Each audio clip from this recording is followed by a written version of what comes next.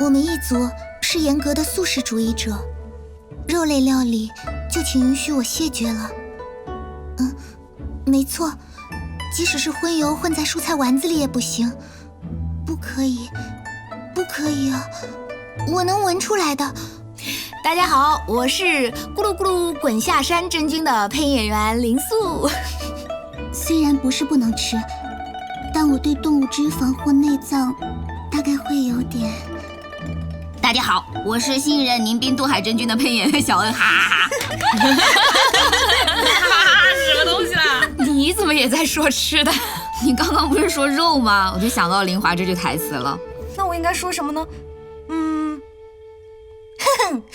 我来试试看，直接用弓箭把烟花送上天空吧，飞得更高，炸得更响。那我是新一任放火烧山，也不对，是放火烧天真菌的配音金娜，大家也可以叫我娜娜子因为烟花也是在天空爆炸的嘛。这么一看，你和可丽好像很合得来啊。放火烧天，我真的很想吐槽一下。那我是什么？就是我是什么？你是真名渡恶真菌呗？就是肚子饿的饿，就特别适合你。行吧，轰鸣吧！大家好，我是真名渡恶真菌的配音演员仙女。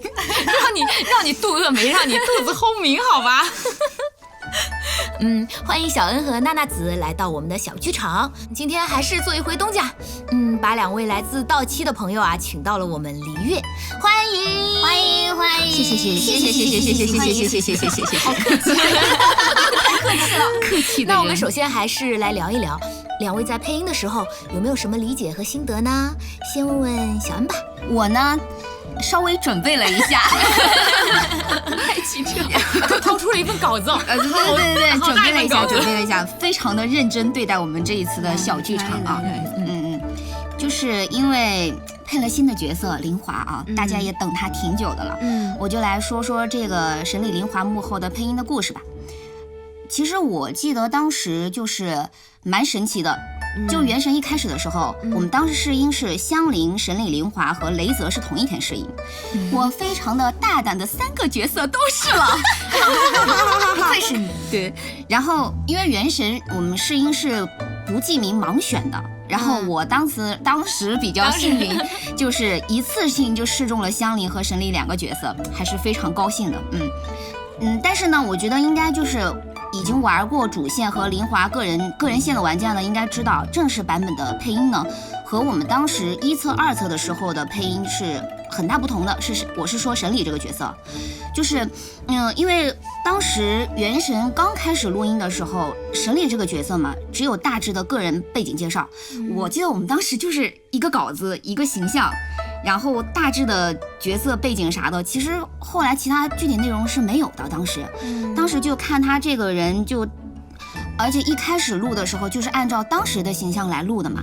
但是今年得知这个角色要正式上线的时候，我就是和我们的导演彭博素素，还有就是原神的 staff 一起讨论说，神里这个角色现在在已知的更加详细内容的基础上，就是是否要重录。就当时有讨论过这个问题，就是让现在的配音更贴合这个角色嘛。所以我们当时讨论下来就决定将他的配音全部重录一遍，就是其实现在是全部重录过的。没想到吧，就全部重录了。而且就是为了贴合就是角色嘛，比如说为了贴合角色，我们在那个年龄感上就做了一下处理，其实是比测试版本的时候要更小一些。来跟我说处理。对不起，在年龄感上处理的比测试版更小了一些。然后为了配合她大小姐的身份地位所以在那个语言节奏、表演风格，就是这方面让她听上去更尊贵一点，更有钱一点，有钱。对。然后但是同时又保留了就是对待旅行者的时候的更加亲密友好的态度，是不一样的。你已经是我女朋友了，太好爆出了自己，我是想你原来的狗。回到。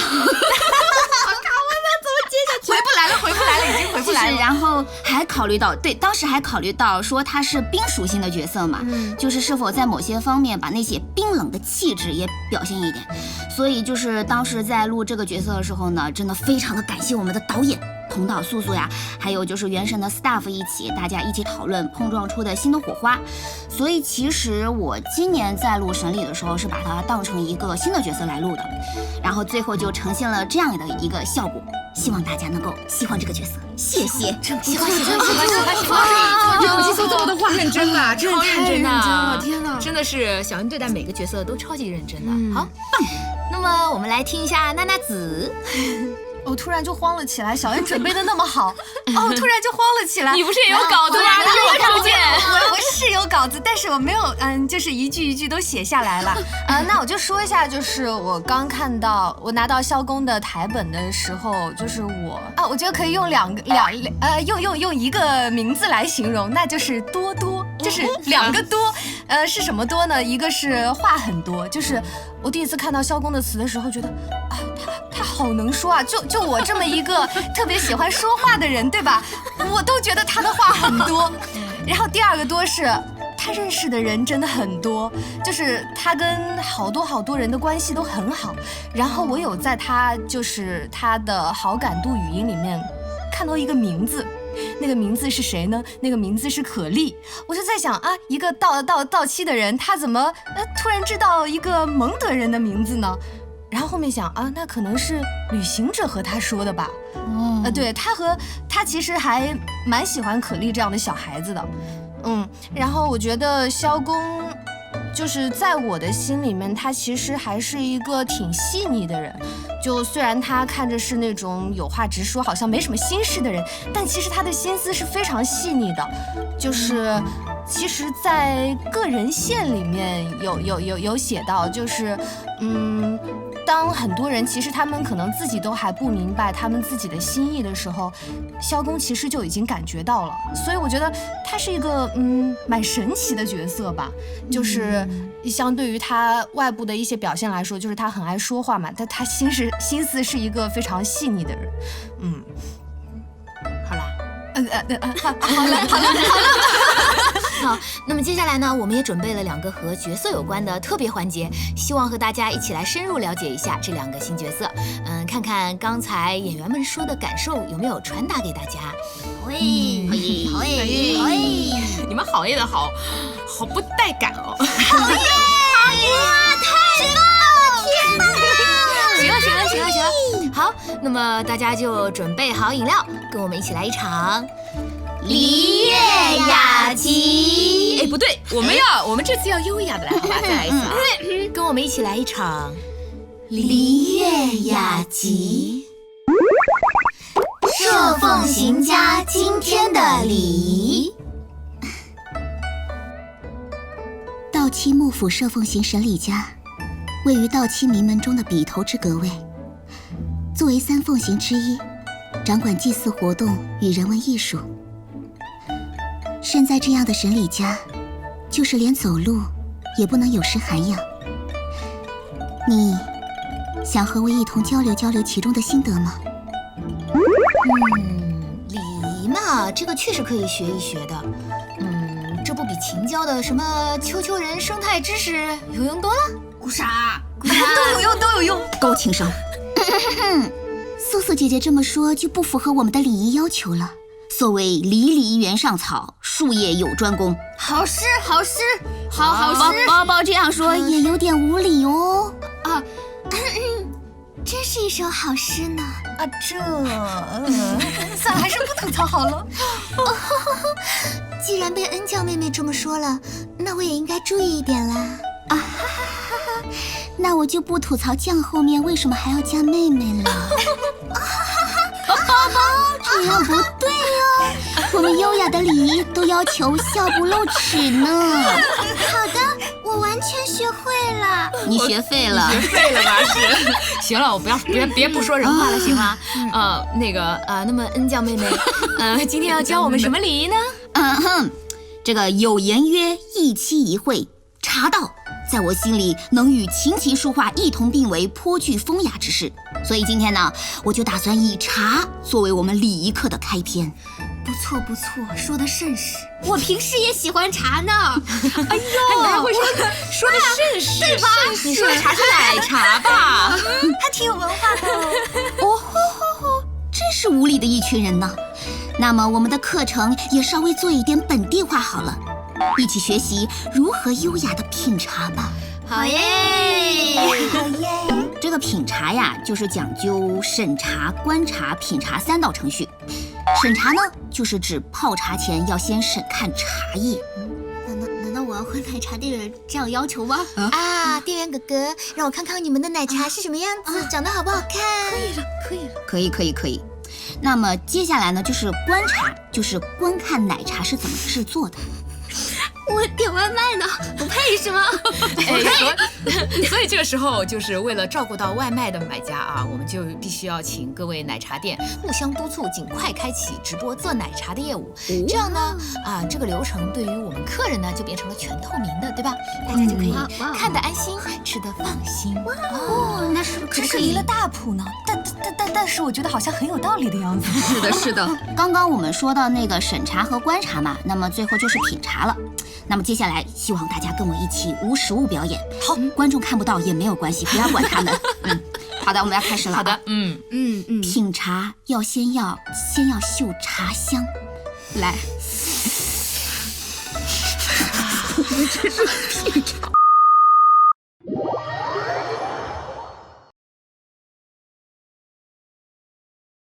一只手握住茶杯，另一只手捏住吸管，分3次将茶水细细品啜，这便是品茗了。这是在吸口水好吗？奇怪的礼仪啊！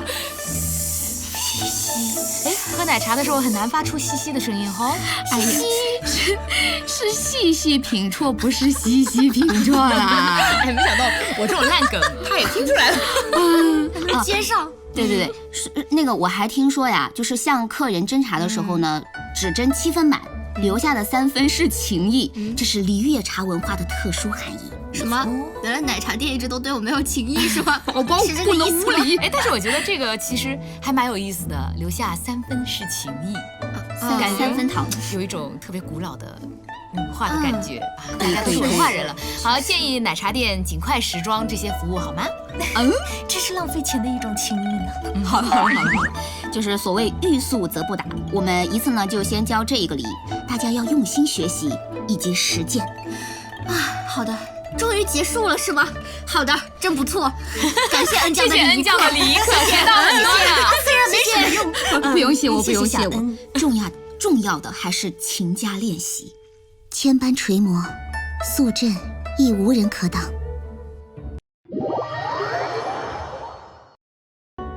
怎么的呢？还有导演的？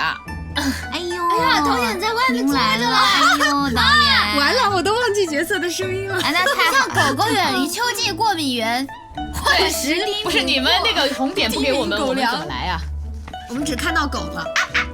没有啊，我们一直在看狗。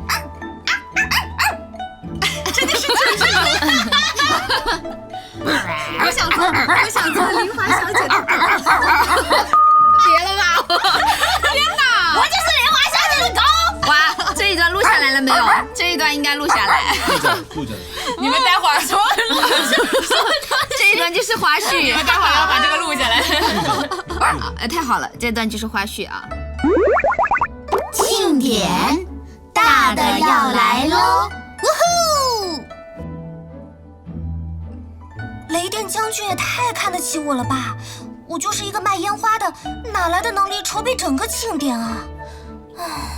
哎，等等，我听说你之前在梨月帮忙筹备海灯节了，对吧？哎呀，重点不是这个，也帮帮我吧，拜托了。做烟花我擅长，可是其他东西也太复杂了，我完全不知道怎么下手，连老爹都不知道怎么帮我，我只有你可以求助了。不然，我为你量身定做一款烟花，让你在全到齐的目光下炸开，怎么样？什么炸开？什么炸开？炸开，你就喜欢炸是不是？那么接下来哈就是萧公的环节啦。我觉得萧公和可丽应该会聊得很来。可不是吗？哦，其实萧公是一个很喜欢小孩子的人，他很喜欢和小孩子聊天，有很童真的一面，所以说不定两个人可以一起放烟花。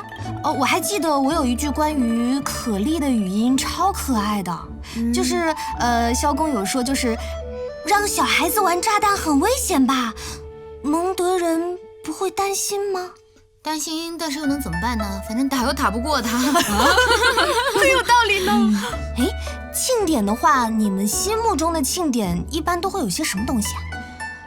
到期的庆典的话，就是烟花就不用说了，我觉得风中都夹杂着樱花。哇，苹果汤、啊，捞面具，还有那种好看的衣服，章鱼烧，哇，好多好吃的呀！还有好多人。三色年糕，哇！哎，然后听说 staff 们帮我向项目组的 staff 寻求帮助了，然后真的有 staff 热心的来投稿帮我了，这是要我说断气吗？完了，看了往期 staff 投稿，我只想说，快跑，你给喽！我觉得他们很可爱耶，脑洞大开。其实我完全不是这么想的呢。完了，你们知道为什么他会说他们很可爱、脑洞大开？是因为 staff 们给我们了一个台本，你们知道吗？他们竟然把这。呀，不能失礼哦！已经忘了这个环节了。哦，对，我已经忘了。那么我们一起来看一下投稿吧。来自北斗船上的船员海龙。哎，小孩子不能这么说。那换个说法吧，故事啊。也不可以。我也跟着大姐头游历过很多地方，参加过不少大大小小的节日与庆典了。我觉得庆典最不可或缺的一个因素应该是爱人。这种日子我几乎都是一个人去的，要么就是和兄弟们，总感觉少了一点点爱意。是一点点嘛？一点点哎，能不能有一个庆典能够包分配爱人的啊？我也是这么想的呢。他在想什么呢？真是的，想屁去吧。开玩笑，我们海龙哥的爱人很多的好不好？一手机好吧，随时陪着他。他亲口和我说的。为什么我会知道呢？因为我是宿灵啊。先看网转回来啊。不过确实和爱人一起去这种庆典，就是天空上绽放这种烟花，然后画面上就只有看到两个人影依偎在一起，好像很浪漫的样子哎。没想到你是这样的宝宝。不是，这电视剧里都是这么演的。实际上，我觉得和狗去也挺好的。贝克感觉被 Q 到了呢。好像和宠物一起也是很有趣的。好的，决定了，我们下次庆典就安排很多猫猫狗狗来吧，就家园里的那些都过来吧。哦，哎，还有那个狐狸啊，就是到期野外经常能看到狐狸，也好可爱的。那我们就满足这位海龙，给他发一只狗。好哎，狗狗太可爱了，有狗狗还有什么爱人呀？然后海龙肯定会说：“那我走，好吧？”好吧。来自死照星号大姐头。此稿仅为 staff 个人幻想的角色行为，无任何衍生含义，且不代表 IP 方的意见。此投稿仅为个人感想，无碰瓷、蹭热度想法，如有雷同，纯属巧合。此投稿及声明的最终解释权归 staff 所有。这钟离开盾了吗？这属于是。笑死！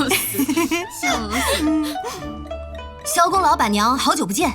最近听说你最近接了个大活，有什么需要我帮忙代购的物资，尽管开口，保证给你带来质量最上乘的货品。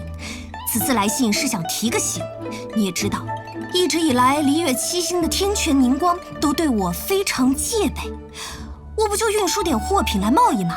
这也能罚钱？唉，这次你既然是筹备庆典，想必需求量也不小，其他的意见我就不瞎说了。摩拉可是得实打实的好好准备一番。放心吧，作为合作这么久的商业伙伴以及朋友，不会对你乱收费。不过我的兄弟们也是要吃饭的，这一点还请谅解。没事了，下次见你给你带点新奇玩意儿，再见了。有一说一，这位 staff 那个语文肯定是不太好。最近听说最近的大火，也亏娜娜只能念的。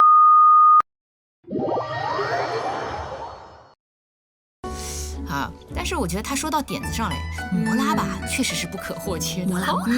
确实，实在不行跟公子借吧。借有什么好借的？直接去拉赞助。不愧是你，好主意。那可以拉谁呢？钟离呀、就算了吧。胡桃可以试试，往生桃能养得起钟离，应该多多少少也是有点资产的后孩。但是办庆典拉往生桃赞助是不是不太合适啊？是不是玩烟花不小心受伤的话，免费提供后续服务啊？是这个意思吗？笑死！那我还可以去差的吗拉那个布谷炉呢。他们好像刚合作完，肯定很有钱吧？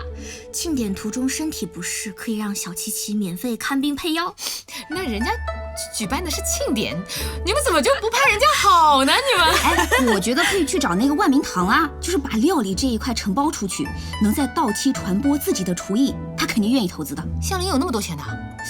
要不去找那个凯瑟琳有钱，就是每天给我们发奖励，应该挺有钱的。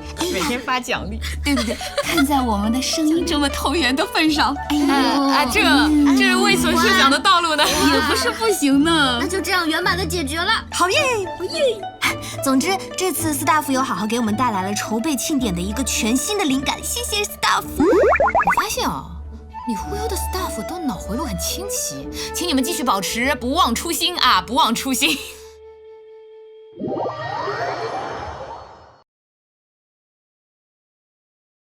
录到了吗，老师？